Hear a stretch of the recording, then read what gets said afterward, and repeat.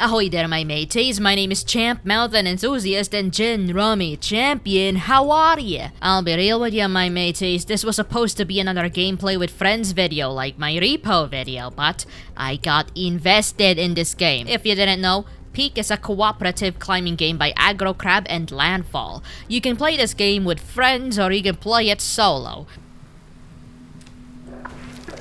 Oh my god, there are 6 scarabs on you. Oh, that's why I can't escape. The premise of the game is simple. You crash landed your private jet into the Bahamas and now you need to get out of Dodge. You do that by getting to the peak. Easier said than done. I cannot tell you the amount of times I fell to my death in this game.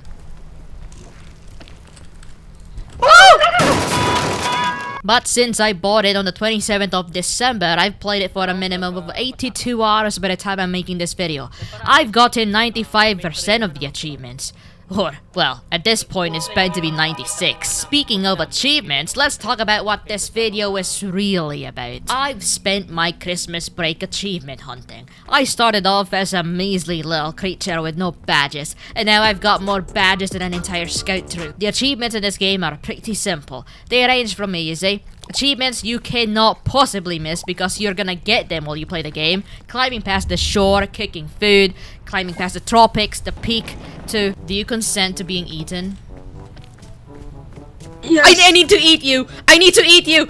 Oh my god, come on! Now? Now! Oh my god, get in my mouth! Oh wait.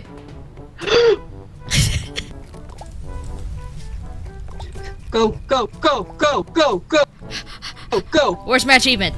Where's my achievement? You got it. Where's my achievement? Where is my achievement? But it's not all that bad. I finally got the 2 achievements I was missing while I was editing this video, so I am in clover. However, I haven't actually 100%ed the game yet because you see, I still haven't summoned all the ascents as of now. While friends are useful, their bodies warm, their flesh delectable, you are still responsible for their well-being. Because if you are not, this guy turns your game into a creepypasta. I hear his theme song playing. I hear nothing. I hear his theme song playing. I don't see him anywhere. I don't see him anywhere either, but I hear his theme song playing. I know it's him. Did he like spawn in the lava? Oh my goodness! Something? Did you get the achievement yet? Yes. Oh my goodness. Oh my goodness. Is he climbing? Is he getting near me? Yes, he's climbing up. Calm down. Oh, but let's talk about the game. As a cooperative game, I will say that it is most definitely more fun with friends. But that's because of the friend buff. You could play any game with your friends and you'd get a buff. I just like spending time with my mateys. Alright, I think every time spent with them is a fun time. The game in its essence though, I absolutely love this. There's just something so simple about this game that makes me addicted to its replayability. It's as easy as you want it to be and as hard as you want it to be. Or as hard as it wants to be. Personally, once I unlocked all the ascents, that's all I ever go on. Unless I'm with friends, because I'd actually like them to see the peak sometimes. Peak is a roguelike, and that means once you're dead, you're dead. There are no save points. I mean, there's a checkpoint, but no F5, F9 for you. The maps rotate daily and are procedurally generated, so you can't just memorize one path and practice that one. That also means that sometimes, on some days, some achievements are locked off until the next time it's accessible. But I like that about Peak. You can never be too sure about what you're gonna do today. Where you're gonna face, where you're gonna get lucky, or whether you're gonna get bent. The default game, it's not too bad. You climb the best that you can, avoiding falling, getting poisoned, pricked by cacti, flung around by tornadoes, bit by zombies, pushed around by scarabs, infected, sunburnt, burnt, or frozen. In essence, it's a pretty simple game. There is a time limit to each biome, as the longer you stay in an area, the higher the fog rises, and you do not want to be in the fog. It does politely wait for you to get a head start before it starts rising though, so that's cool. When I first played Peak, I had some trouble and died plenty despite playing on the default settings, but as soon as you get the hang of it, it gets easier. Kind of like climbing mountains in real life. Right now, and I'll die, and I'll die, and I'll die, and I'll die. So I got every achievement, some with the help of my friends and some with the help of myself. I don't know how much that is. Oh! I got it! I got the nope tying badge! There's nothing I loved more than seeing those little badges occupy my sash, and now that there's no more achievements to get, I hope that they add more achievements to get got this year. But can I really say that I've 100%ed the game if I haven't 100%ed the game? There are achievements, yes, and I got all of them, yes, but I also got the ascents. Consider it this game's version of a new game plus. If you found the default settings to be too easy, the Ascents add modifiers that make the game significantly harder.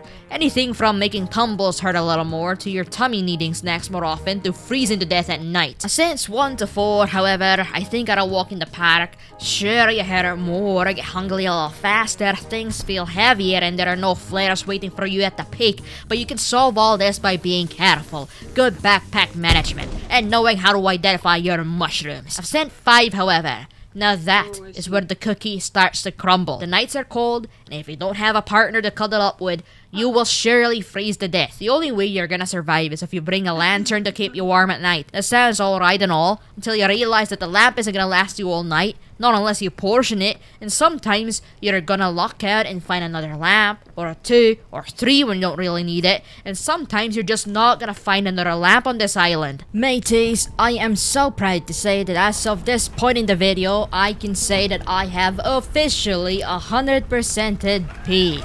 I started this video with only 51 achievements, and now look at me. All achievements, all ascents, achieved by me. I always knew I would do it, but I just didn't know how I would. But while you're here, let me tell you exactly how my journey went.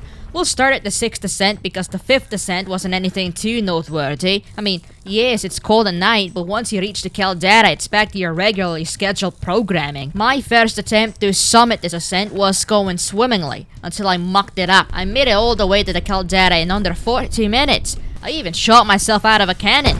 All was well until I made it to this point. Just walked straight into the lava. Didn't even jump. What happened? But I've got no one but myself to blame, so I'll take it. My fault. My legs stopped working and I was feeling a bit cold, so I just walked right into the lava. Next attempt. Business as usual. Climbed past the shore, made it to the tropics, had a little bit of trouble finding my footing and figuring out where to go.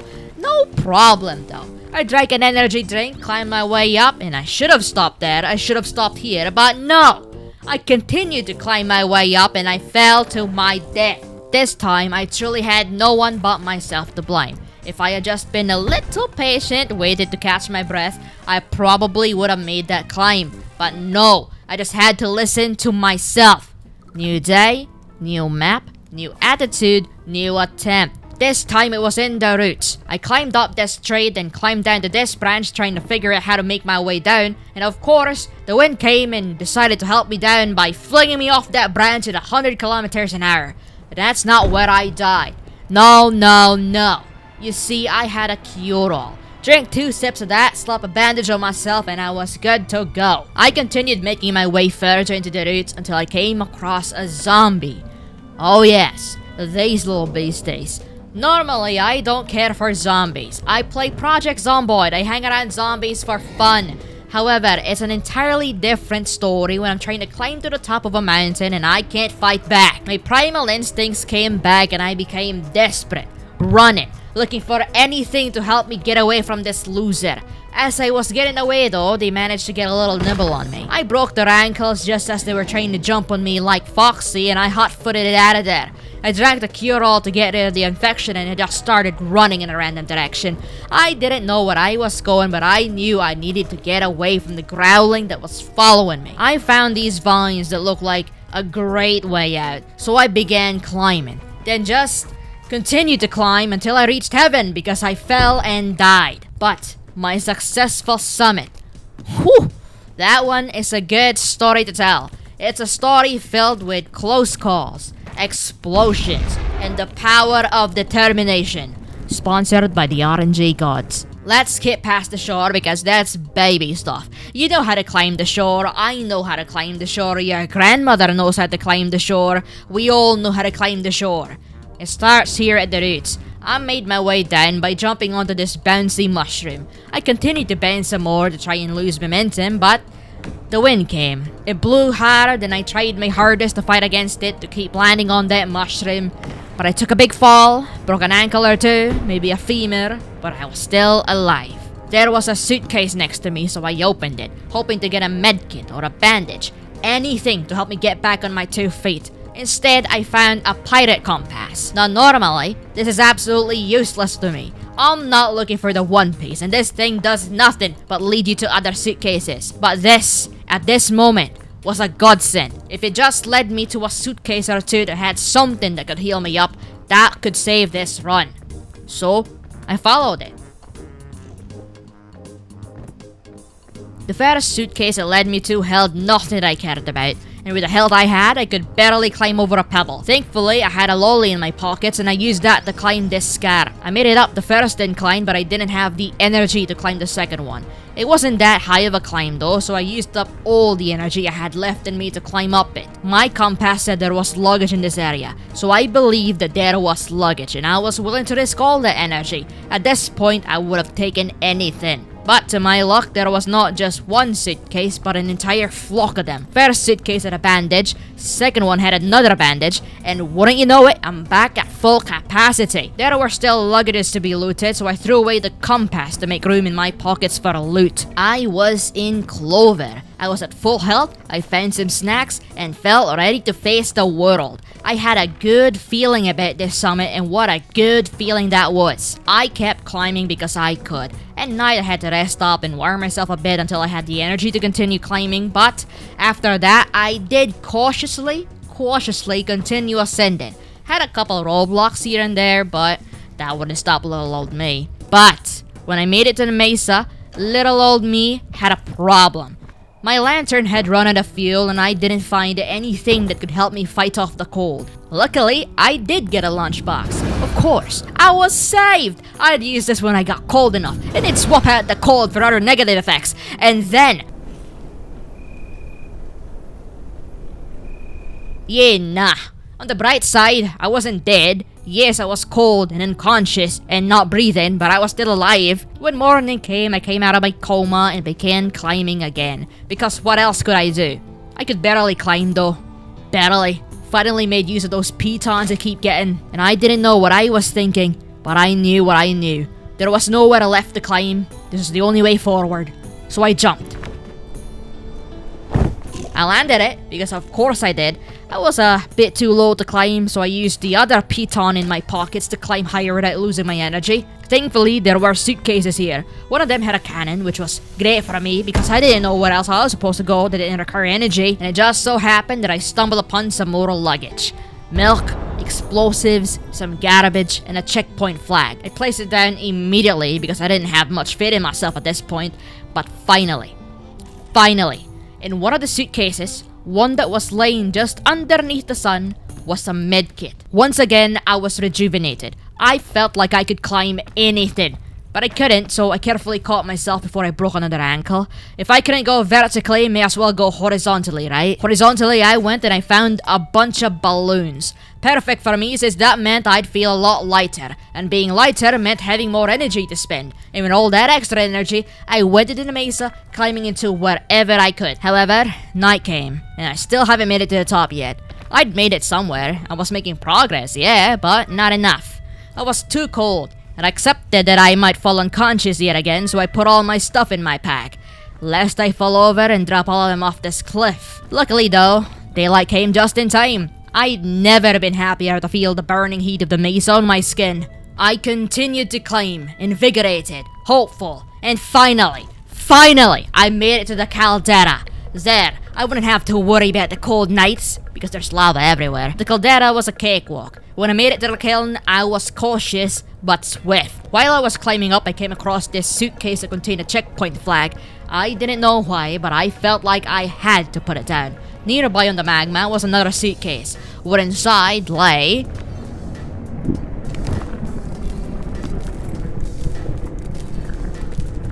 another balloon bunch. And every scout knows that with 6 balloons together, you can achieve flight.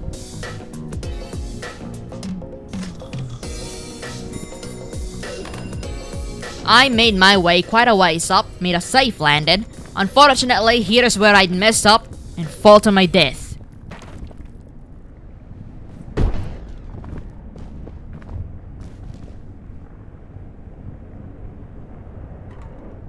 Thankfully, I did put that checkpoint flag down, so with this second chance, I became even more determined to reach the top.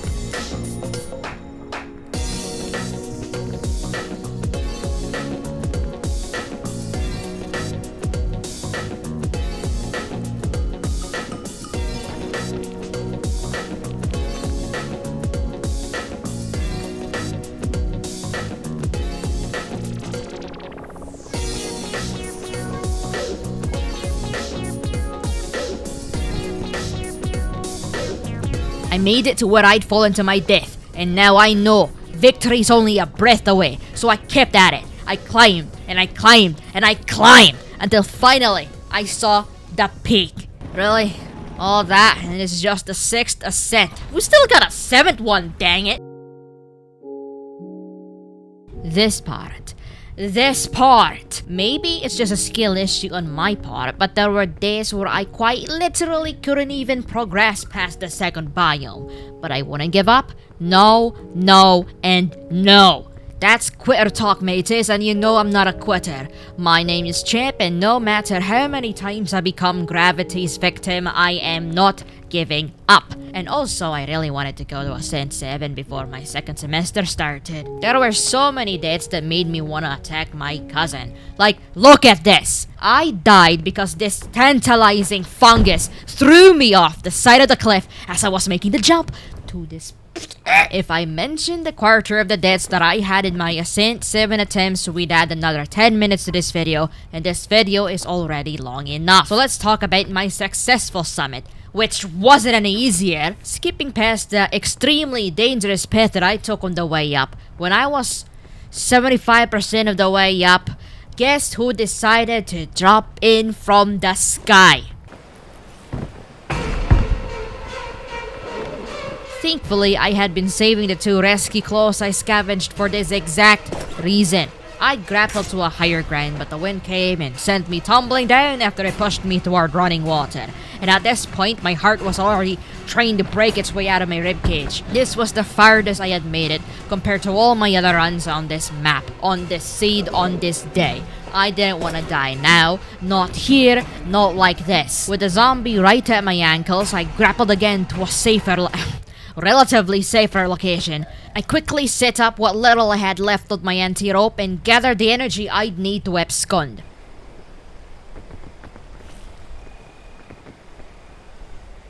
I was hungry, cold, and injured, but still alive. Still have a rescue claw.